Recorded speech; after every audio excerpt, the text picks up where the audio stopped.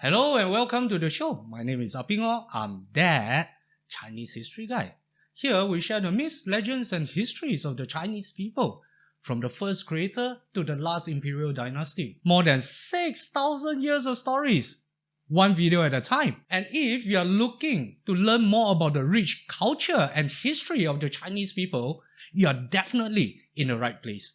In today's episode, we are going to talk about the man who inspired Confucius himself no less to develop his own school of thought and his philosophies, Confucianism. The person in question is Zhou Gong, or Duke of Zhou. Now, why was he so revered by Confucius himself and scholars throughout the ages? And how did his policies inspire the creation of the Confucian school of thought?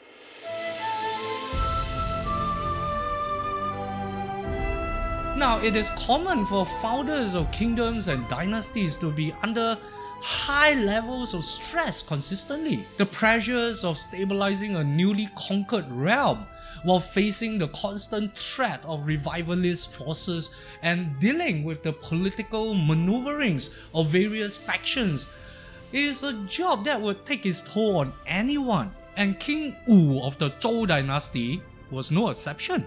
Just barely a year after establishing the Zhou Dynasty, the mental stress and physical exhaustion of building a new kingdom with a new political system finally got to him. Bedridden with sickness, King Wu felt that his days were numbered. He needed to ensure that a smooth succession plan was in place, but his son was barely a teenager at this time and would not be able to shoulder the responsibilities of ruling this vast kingdom. And this was when he thought of his younger brother, the Duke of Zhou, or Zhou Gong. Now, Zhou Gong was the fourth son of King Wen of the Zhou Dynasty, or Zhou Wen Wang. He was also the younger brother of King Wu, or Zhou Wu Wang. Now, he was given the birth name Tan and was also known as Ji Tan. Yes, now we have the second egg of the Zhou Dynasty. Now, he grew up following his father into the many military campaigns that he waged, and after the passing of King Wen, he was a capable assistant to King Wu and helped him in governing the state of Zhou, on top of following his brother into the eastern campaigns against the Shang Dynasty. Now, for his outstanding contributions to the cause, he was given the title of Duke, and a portion of the state of Zhou was carved out to serve as his fiefdom. Henceforth, the people addressed him as Zhou Gong, or the Duke of Zhou. By this time, Zhou Gong was an extremely well-respected man, both amongst the nobles and amongst the general population. He had a stellar reputation for humility and benevolence and was known to be exceptional in both administrative and military matters. Now, he would be the perfect candidate to succeed King Wu as the next son of heaven. However, when King Wu discussed this proposition with him, Zhou Gong declined the offer profusely, and he actually wept silently over the state of his brother's health. Now, after his audience with the king, he got together with Shao Gong and Jiang Tai Gong to plan a ceremony to divine the outcome of the king's health. And it was decided that before the official divination, Zhou Gong would first offer prayers to the ancestors of the Zhou people and ask for their blessings and protection over his brother. And so, 3 worship altars were set up to offer up prayers and sacrifices to Danfu, Ji Li, and King Wen, who were respectively their great-grandfather, their grandfather, and their father. Now, with a jade disc in one hand and a jade tablet in the other hand, Zhou Gong quietly prayed to his ancestors, sincerely asking for their favor. "Oh, great ancestors, your descendant Ji Fa has been struck now by severe illness caused by exhaustion. If this is the cosmic price we have to pay for the sins committed by our house, let me be the one to pay it. Let me bear the sins. Let me die in the place of my brother. I am clever and talented. I am quick-witted and I'm nimble. I will make a perfect servant to the spirits and the demons. Moreover, Ji Fa does not possess a keen mind or dexterous hands like me. he would make a clumsy servant for the spirits and demons. O great ancestors, if you would listen to my prayers and bless Zifa with a speedy recovery, you would have the utmost respect of the people. The land will prosper and you will enjoy the unending worship and sacrifices of the living. I shall now use this tortoise shell to divine your answers to my prayers. If you agree and accept my prayers, I shall respectfully offer up this jade disc and this jade tablet. But if you are unwilling to bless my brother, I shall smash this jade into pieces. Now, after his own personal prayers, another round of worship were conducted by the shrine attendants, and it was after that a divination ritual was conducted. The result of the divination was resoundingly, overwhelmingly positive, and this greatly pleased Zhou Gong, and he rushed to bring this great news to his brother. Now, after that was done, he hid the bamboo strips that documented the contents of his prayers into a wooden box and further sealed the box up with gold threads, and after which he gave it to the royal archivist, giving him instructions to hide this box in a secure location and to never breathe a word about the contents of his prayers to anyone. Unfortunately, the good omens as revealed in the divination proved to be extremely short-lived. King Wu of Zhou, Zhou Wu Wang, passed away just a mere 1 year later in the year 1044 BCE, just a mere 2 years after the resounding victory at Muye.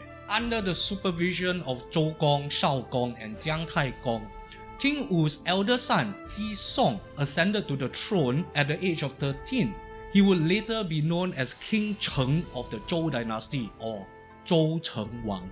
Now, it is important to remember that this was just a mere 2 years into the reign of a new regime that was far from solidifying their rule over the vast realm. And while there might be a veneer of normalcy, strong political undercurrents run deep under the surface. Pockets of resistance from Shang loyalists or revivalists still existed in various parts of society, some openly hostile while others protested in their own passive way.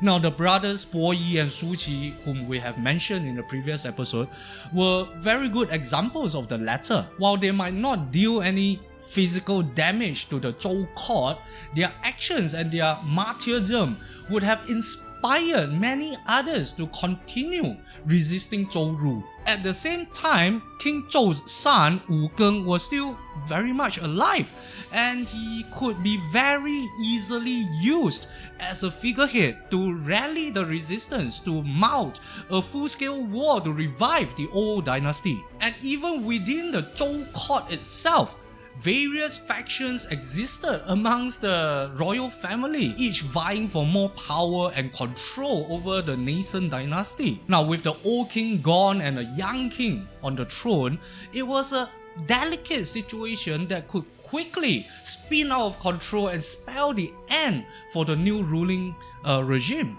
And thus, an experienced and steady hand was urgently needed to hold everything together and to prevent disaster from striking. So, who do you think those hands belong to?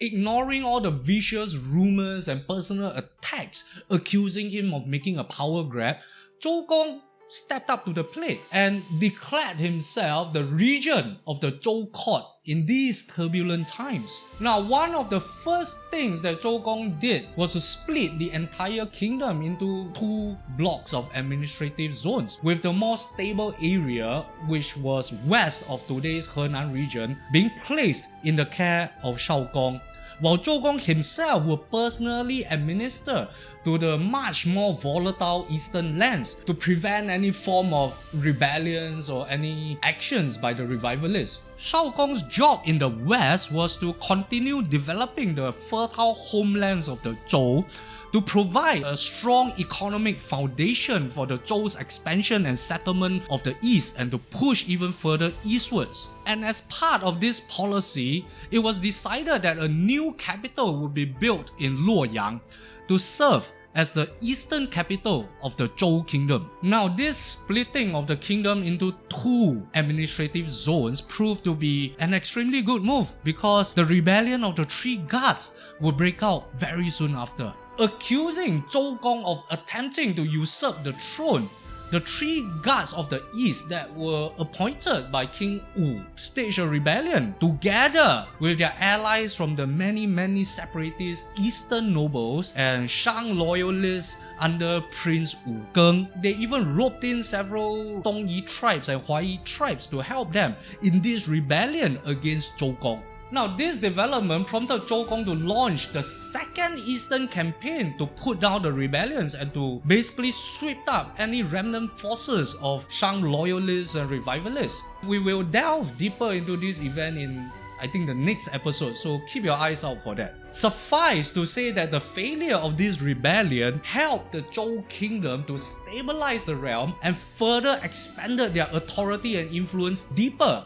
into the eastern lands. Now, internally, in terms of governing structure and political system, while the new feudal system was established during the time of King Wu, we have to remember it's just been a very short period of time and it was basically just a framework. It needed a lot of polishing and strengthening to be a complete system of governance. So, Zhou Gong would codify the etiquettes and protocols to be observed, and he standardized the traditional morals and virtues that was expected in the behavior of man. And he also issued a system of rules that governed both the lords of the realm and the commoners that lived under their rule. Now, this set of rules, etiquettes, protocols, morals, and rites would later become the basis upon which Confucius would develop his philosophy and school of thought, which, of course, we now know as Confucianism. Now, it was said that Zhou Gong spent so much time on his work that he hardly even had enough time to take care of his own personal needs. He was also extremely hungry for talents to serve the Zhou court, so much so that he would drop everything on his hands to meet any rumored talents for fear that he would miss out on somebody that could help the kingdom. There were records of visitors showing up at his door when he was taking a bath and hearing that they were there to present their ideas on how to better govern the realm.